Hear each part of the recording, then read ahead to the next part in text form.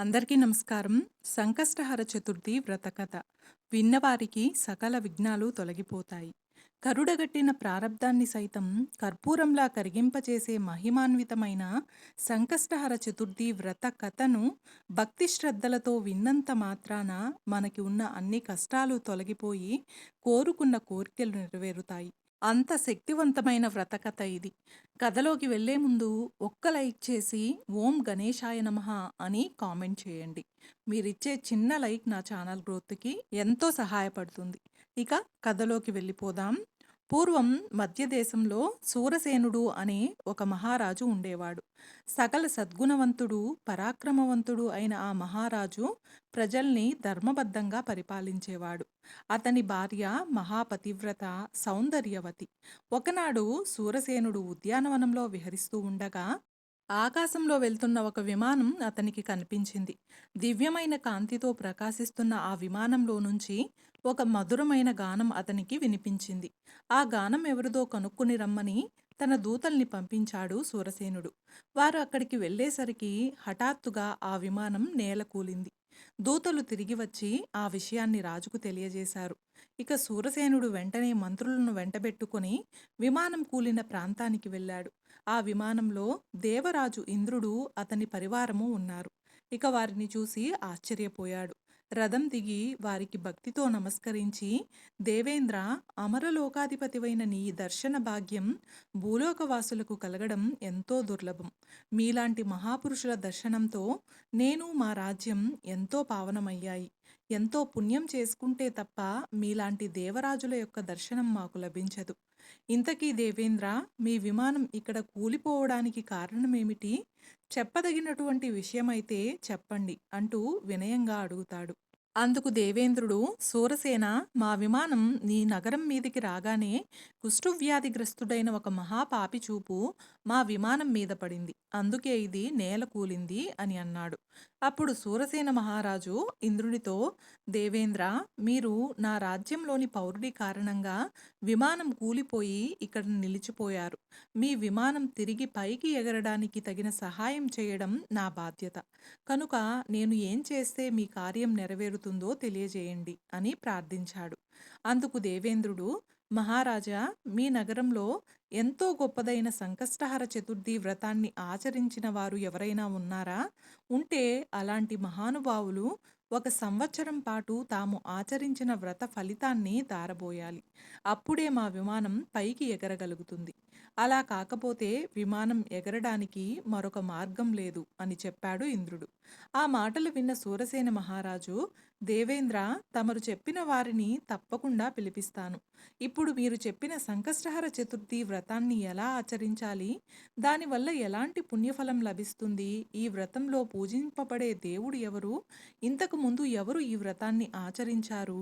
వారికి ఎలాంటి శుభ ఫలితాలు కలిగాయి? దయచేసి అవన్నీ నాకు వివరించండి అని వేడుకోగా ఆయన ఇలా చెప్పడం ప్రారంభించాడు. సూరసేన, పూర్వం కృతవీర్యుడనే మహారాజు ఉండేవాడు. అతను అమిత బల పరాక్రమవంతుడు, సకల సద్గుణవంతుడు. ఎన్నో యజ్ఞయాగాలు నిర్వహించి విరివిగా ఎన్నో దాన ధర్మాలు చేసిన మంచివాడు, సత్యవాది.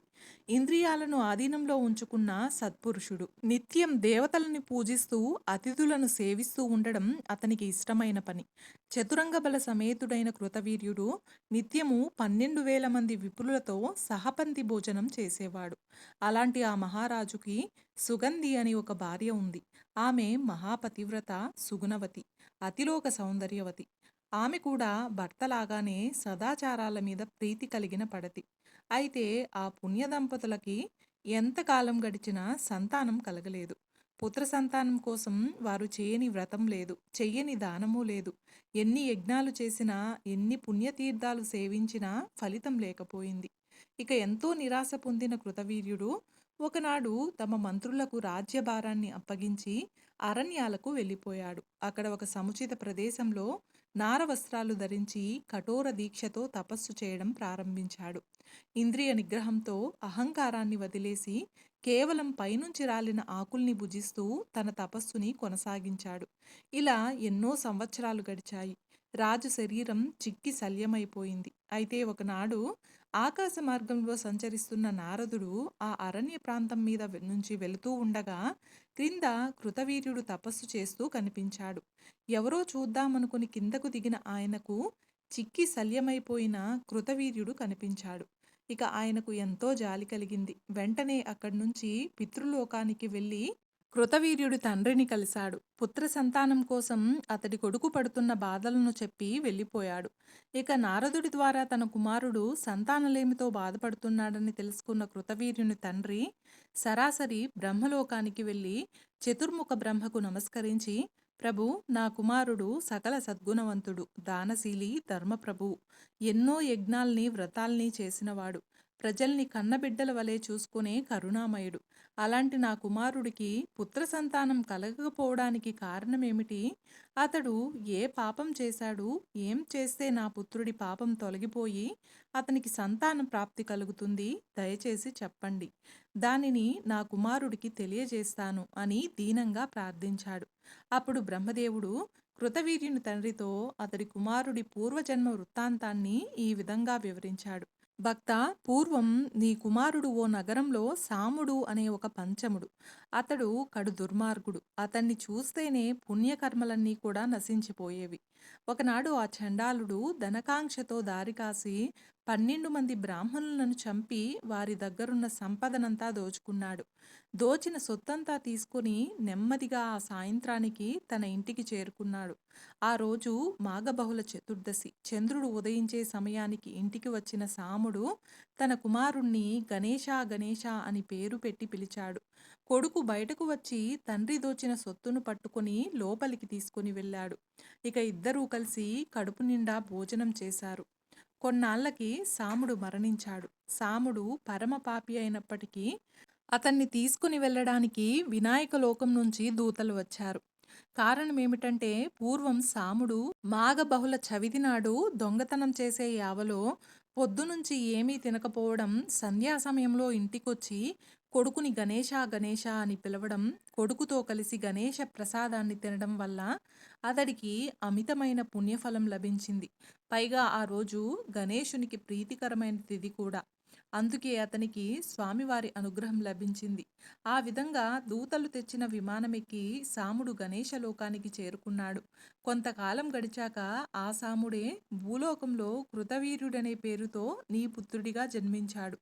అయితే ప్రస్తుతం అతడు ఎన్ని పుణ్యకార్యాలు చేస్తున్నప్పటికీ గత జన్మలో విప్రులను వధించిన పాపం వల్ల ఈ జన్మలో అతనికి సంతాన భాగ్యానికి నోచుకోలేదు. అతడు చేసిన పాపం నశిస్తేనే సంతానం కలుగుతుందని చెప్పాడు. ఆ మాటలు విన్న కృతవీర్యుని తండ్రి ఎంతో బాధపడుతూ, పితామహ, నా కుమారుడు చేసిన బ్రహ్మహత్యా పాపం క్షమించరానిది. అయితే దాన్ని పోగొట్టే మార్గం ఏదైనా ఉంటే చెప్పండి. అది ఎంత కష్టమైనా సరే అని ప్రాధేయపడ్డాడు. అప్పుడు బ్రహ్మదేవుడు, నీ కుమారుడు అత్యంత మహిమాన్వితమైనది, కోరిన కోర్కెలు తీర్చేది అయిన శ్రీ గణేశ సంకష్టహర చతుర్థి వ్రతాన్ని గనుక ఆచరిస్తే అతడు చేసిన పాపాలన్నీ నశిస్తాయి.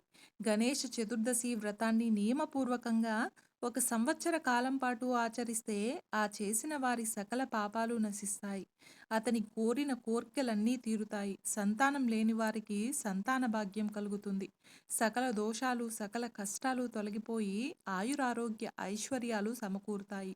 శత్రువుల బాధలు ఉండవు. వ్రత నియమాలు నమ్మి ఈ వ్రతం చేసిన వారు పుట్టు గుడ్డి, మూగ, చెవిటి వారైనప్పటికీ కూడా అతడు ఆ దోషాలన్నీ పోగొట్టుకోగలుగుతారు. రాజ్యం కోల్పోయిన రాజులు తిరిగి తమ రాజ్యాన్ని సాధిస్తారు. నియమపూర్వకంగా ఈ వ్రతాన్ని ఆచరిస్తే సకల సిద్ధులు కలుగుతాయని బ్రహ్మదేవుడు కృతవీర్యుని తండ్రికి గణేశ చతుర్దశి వ్రతాన్ని వివరించాడు. ఇదంతా విన్న కృతవీర్యుని తండ్రి ఆనందంతో బ్రహ్మదేవునికి ఎన్నో నమస్కారాలు తెలియజేసుకుని అక్కడి నుంచి భూలోకంలో తన మందిరంలో నిద్రపోతున్న తన కుమారుడి కలలో కనిపించి ఈ విషయాలన్నీ ప్రబోధించాడు. ఇక కృతవీర్యుడు కలలో తన తండ్రి కనిపించినందుకు ఎంతో సంతోషించి మర్నాడు ఉదయం నిద్రలేవగానే తన మంత్రులని, పురోహితుల్ని పిలిపించాడు. వారందరితో కలిసి తన తండ్రిగారు కనిపించిన విషయాన్ని, పుత్ర సంతానం కోసం తాను ఆచరించవలసిన సంకష్టహర గణేశ చతుర్దశి వ్రతం గురించి వారికి తెలియజేశాడు. అది విన్న వారంతా ఎంతో సంతోషించి చతుర్దశి వ్రతాన్ని వెంటనే చేయమని చెప్పారు. ఇక అందరి సలహాలను అనుసరించి కృతవీర్యుడు మంగళవారము చతుర్దశి తిథి కలిసి వచ్చిన రోజు తన తండ్రి కలలో చెప్పిన విధంగా చంద్రోదయ సమయంలో గణపతిని విశేషంగా షోడశోపచారాలతో పూజించాడు. ఆ తరువాత 21 మంది విప్రులకు షడ్రసోపేతంగా విందు భోజనం పెట్టి దక్షిణ తాంబూలాలతో వాళ్ళను సంతృప్తిపరిచాడు. ఇక గణేశుని పూజలో భాగంగా స్వామివారికి అత్యంత ప్రీతిపాత్రమైన దూర్వాంకురాలను కూడా సమర్పించాడు. ఈ విధంగా కృతవీర్యుడు సంకష్ట చతుర్దశి వ్రతాన్ని భక్తి శ్రద్ధలతో ఆచరించి తాను సంతానాన్ని పొందడమే కాకుండా తన రాజ్యంలో ఉన్నటువంటి ప్రజలందరి చేత కూడా సంకష్టహర చతుర్థి వ్రతాన్ని నియమపూర్వకంగా ప్రతివేళ ఆచరింపజేశాడు. కాబట్టి సూరసేన మహారాజా, విన్నావు కదా సంకష్టహర చతుర్థి మహిమ ఎంత గొప్పదో. ఈ వ్రత మహత్యం గురించి పూర్తిగా చెప్పడం సృష్టిలో ఎవరికీ సాధ్యం కాదు. సకల మానవాళికి మేలు కలిగించేటటువంటి ఈ వ్రతం కృతవీర్యుడి ద్వారా ఈ లోకానికి తీసుకురాబడింది. ఇది ఎంతో పవిత్రమైనది. ఈ వ్రతం గురించి స్మరిస్తే చాలు సకల పాపాలు నశించిపోతాయి. ఇక ఈ వ్రతాన్ని చేయడం వల్ల ధర్మరాజు యుద్ధంలో శత్రువులను సంహరించి రాజ్యాన్ని తిరిగి పొందాడు. ఇంద్రుడి ద్వారా గణేష చతుర్దశి వ్రత మహత్యాన్ని విన్న సూరసేన మహారాజు ఎంతో సంతోషించాడు. చూశారు కదండి, ఈరోజు మనం సంకష్టహర చతుర్థి వ్రత కథను గురించి తెలుసుకున్నాం కదా. ఈ వీడియో మీకు నచ్చినట్లయితే ఒక్క లైక్ చేసి నా ఛానల్ని సపోర్ట్ చేయండి. ఇంకా మరెన్నో ఇంట్రెస్టింగ్ వీడియోస్ కోసం నా ఛానల్ని సబ్స్క్రైబ్ చేయండి. Thank you. Thanks for watching.